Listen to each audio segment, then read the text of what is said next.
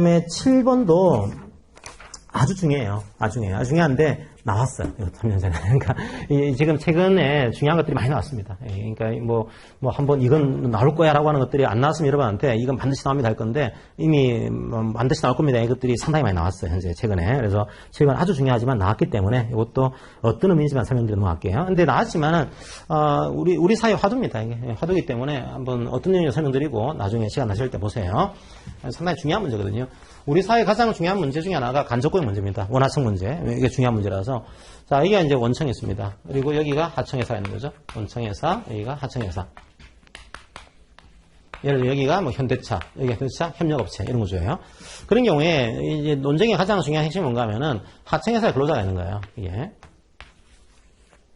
그러면 이분은 누구랑 계약을 했냐면 하청회사랑 계약했겠죠. 하청회사랑 이제 근로계약을 체결한 거죠.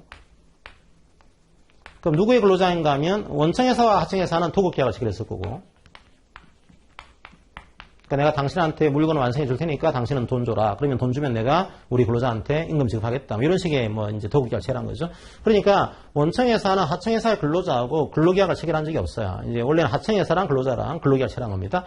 그럼 학자들의 관심이 뭔가 하면은 이게 간접고용, 하청 갈수록 이 근로자의 지위가 열악해집니다. 그러니까 이게 아무래도 원청회사가 좀 힘이 있고 여기는 좀 열악할 거 아니에요, 그죠? 게다가 이제 이 도급 관계라는 것이 주로 우리나라에서는 입찰할 때 뭐 이제 최저 입찰 방식 많이 취합니다. 그러니까 거의 뭐 최저임금만 지급하는 식으로까지만 비용 주는 거죠. 그러니까 이분한테 주는 돈이 극히 적을 거예요. 이 돈 자체가 별로 안 옵니다. 안 오다 보니까 임금을 주는 것도 떨어지겠죠.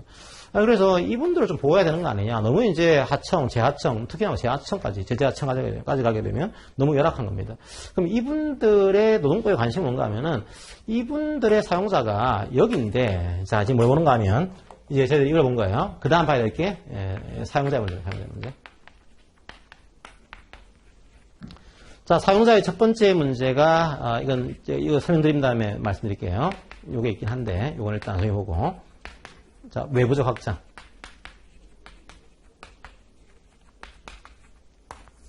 이게 뭔가 하면은 원래 나랑 계약 체결한 사용자는 여기에요, 여기. 그런데 원청업체가 나의 사용자가 될 수 있냐, 계약상의 사용자, 이런 관심이 있는 거죠. 그러면 이제 계약을 이거랑 체결했는데 과연 하청회사 근로자가 원청회사의 근로자가 될 수 있는, 즉 이 근로자의 사용자가 여기가 아니고 여기가 될 수도 있는 거냐, 가능성이 있는 거냐 이거죠. 가능성이 딱 두 가지가 있어요. 그 두 가지에 대해서 판례가 다 나왔습니다. 그리고 기출이 다 됐고요, 현재. 그래서 한 3년 전에 다 나왔어요. 이게 중요한 내용이라서. 첫 번째 논리가 묵시적 근로계약 법리입니다. 묵시적 근로계약 법리. 그게 지금 7번 요 사례입니다. 7번 사례. 자, 요 7번 사례 뭔가 하면 이런 거예요. 그러면 원청회사가 이 사람하고 이제 사용자 될 수 있는 거야? 라고 했더니 될 수도 있어. 이러면서 뭐라고 하는가 하면 만약에 하청회사가 계약은 자기랑 체결했는데 하청회사가 사업주로서의 어떤 독자성이 없어요. 말은 이 사람이 사업주를 하는데, 이 사람이 보니까 뭐 바지 사장 비슷하게 아무것도 실체가 없는 거예요. 이름만 있고, 사실은 이제 원청회사의 노무관리 대행 부서, 뭐 인사팀이 불과한, 뭐 그 정도의 역할을 하고 있는 겁니다. 그러니까 말은 법인인데 법인격으로서의 그런 자격이 없어요. 그럼 이분이 존재가 없는 거죠. 이게. 존재가 없는데, 보니까 계약은 여기랑 하지 않은 겁니다. 보니까 이 사람이 근로를 제공하는 사람도 이 사람이고, 자, 돈을 주는 사람도 이 사람이고. 그럼 이게 뭐죠? 이게 계약이죠. 근로 제공하고 돈 받는 관계. 이게 근로계약 관계입니다. 그럼 만약에 이 관계가 원청회사하고 사이에 맺어져 있다고 한다면, 계약된 거네. 근데 계약을 명시적으로 체결하지 않았어요. 하지만 이 사이에서 계약을 묵시적으로 체결한 거다, 이거죠. 묵시적으로 근로계약. 그래서 이 하청회사의 사업주로서의 독자성이 없고, 만약에 원청회사랑 이런 식으로 근로하고 임금을 지급받고 있으면은 원청회사랑 묵시적으로 근로계약을 체결한 것으로 인정할 수 있다. 계약을 체결한 거니까 사용자가 될 수 있다. 이 논리가 만들어집니다. 자, 이제 판례 논리 가지고서 만든 문제예요. 내용을 한번 볼까요? 하나만, 이거 나왔으니까 여러분 쭉 읽어보시고, 양가로 2번을 한번 보겠습니다. 50쪽에 2번에 양가로 2번. 그거만 읽어도 넘어갈게요. 자, 50쪽에 양가로 2번입니다. 자, 원고용주에게 판례에 따르면 원고용주에 고용돼요. 자, 이 원고용주가 이제 하청회사를 얘기하는 하청회사에 고용이 된 거죠. 제3자가 이제 원청회사를 얘기하는 거예요. 그러니까 하청업체에 고용되어 있지만 원청업체의 사업장에서 원청업체의 업무에 종사하고 있는 겁니다. 그러면 이게 원청업체, 제3자의 근로자가 될 수 있냐? 될 수도 있다는 거죠. 어떤 경우에요? 원고용주가 하청업체죠. 하청업체가 사업주로서 독자성이 없거나 독립성을 결여하고 있습니다. 그러니까 말은 회사인데 회사가 아닌 거예요. 이게 제3자의 노무 대행기관과 동일시할 수 있는 등. 그러니까 회사가 아니고 그냥 인사팀 독립시킨 거랑 비슷하다 이게. 이 정도로 그 존재가 형식적, 명목적인 것에 지나지 않는다. 그러니까 존재가 이제 뭐 그냥 존재가 그냥 명목이에요, 그냥 회사가 아니고. 근데 보니까 제3자랑 종속관계 있는 겁니다, 이제.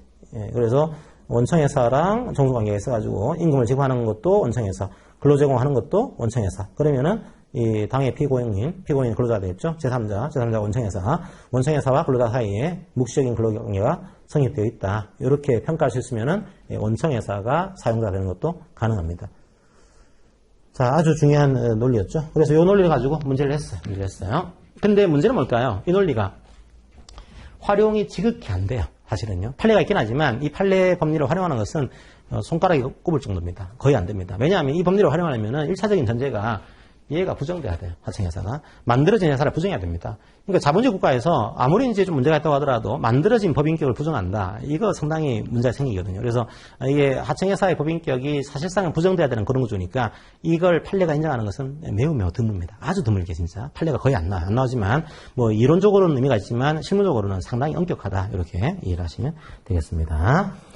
그래서 뭐 사례가 나왔으니까 한번 쭉 보여드리면요. 요거 적용할 때는요 2가지를 보여줘야 됩니다. 이게 되기 위해서는 얘가 형식에 불과하다. 이걸 보여줘야 되고요. 두 번째로 얘랑 종속돼 있다. 이걸 보여줘야 돼요. 첫 번째 사안 적용.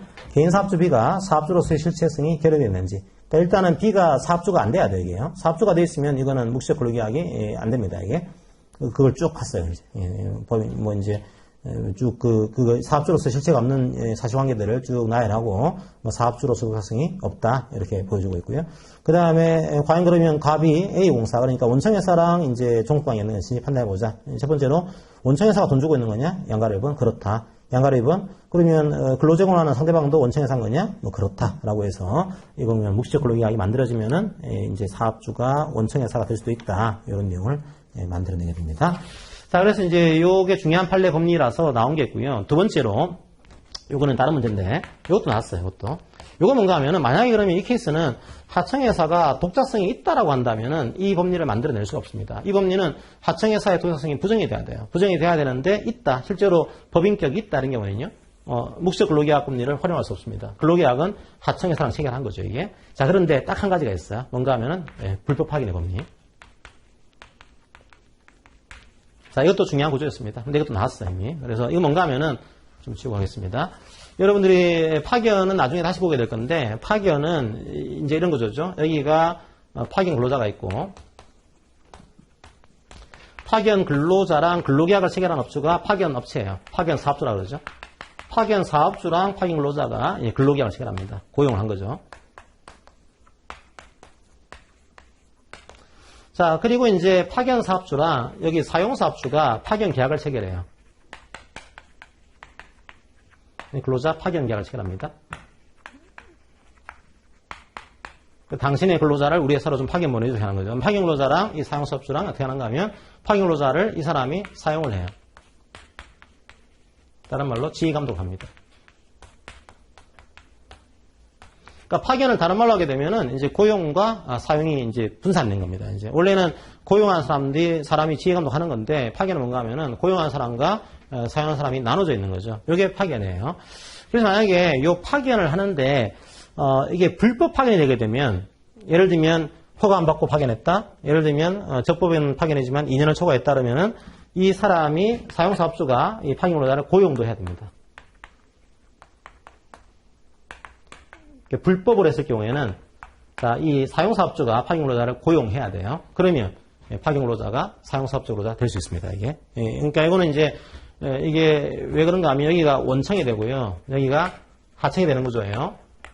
파견 사업주로 허가받은 게 없습니다. 없는데 보니까 원래 원하청 관계에서는 이 관계가 있으면 안 돼요. 이렇게 하청회사는 이 사람이 지휘감독을 해야 됩니다. 근데 보니까 말은 이제 원하청 관계인데 원청회사가 지휘감독을 하고 있는 거예요.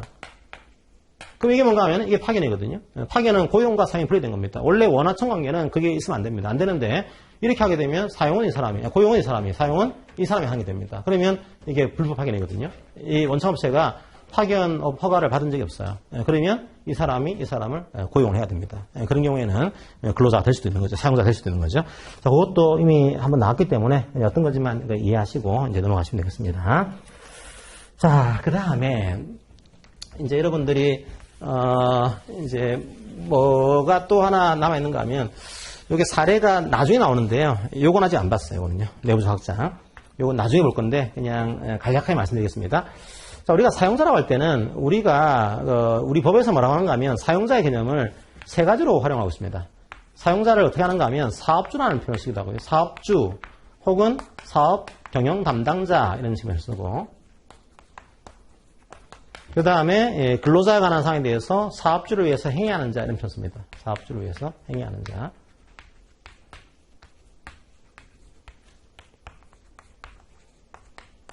그러니까 이것도 아직 기초는 안 됐어요, 이게. 뭐, 나올 가능성은 아주 높지는 않지만, 그래도 뭐 나오지는 않았습니다, 이게.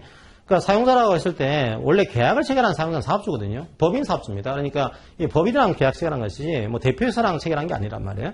근데 이거를 사업주라고 하지 않고, 이제 사용자라는 표현을 쓰고 있는 겁니다. 왜냐하면, 확장을 시키고 있는 거죠. 이 사람도 사용자고, 이 사람도 사용자고, 이 사람도 사용자가. 이런가 하면, 사용자가 이 근로기준법 위반에 대한 책임을 져야 됩니다. 그러니까 책임 범위를 넓혀둔 거죠. 넓히게 되면은 법의 실효성이 담보가 됩니다, 조금. 그러니까 법의 실효성을 높이기 위해서 너도 사용자인 거야, 너도 사용자인 거야. 계약은 얘랑 했지만 대표이사 당신도 사용자인 거야. 상무이사도 인사팀장도 사용자인 거야. 그러니까 법을 지키는 게 좋을 거야. 확장을 시키는 겁니다. 이게 법의 실효성을 담보하기 위한 장치를 아시면 돼요. 그래서 여러분들이 이 케이스는 이제 주로 개인 사업주 혹은 법인 사업주로 하시면 되고요. 사업경영 담당자는 그냥 대표이사로 하시면 되고요. 대표이사. 자, 이 사업주를 얘기하는 사람은 그냥 이게 뭐 상무이사, 전무이사 이런 분들, 혹은 이제 인사팀장, 노무팀장 이런 식으로 이해하시면 되겠습니다. 그래서 이거는 나중에 노동자법에서 나옵니다, 다시. 그래서 그때 상세 나올 테니까 일단은 지금은 그런 의미만 이해하시고 나중에 노동자법에서 나와요. 그럼 노동자법에서 이게 왜 나올까요, 여러분들? 노동자법에서 1차를 보신 분들은 노동자법은 중요한 게 뭐였습니까, 이게? 노동자법에 대해서 부당 노동행위를 해서는 안 되는 사람. 이게 이제 사용자예요. 그러니까 경우에 따라서는 상무이사가 노조 탄압할 수 있거든요. 그러면 상무이사도 사용자입니다, 이게. 그러면 이 사람도 책임져야 된다는 겁니다, 이게. 그래서 거기에서 나오니까 그때 상세 볼 거예요. 지금은 그냥 그 정도만 이해하시고 이거 넘어가도록 하겠습니다.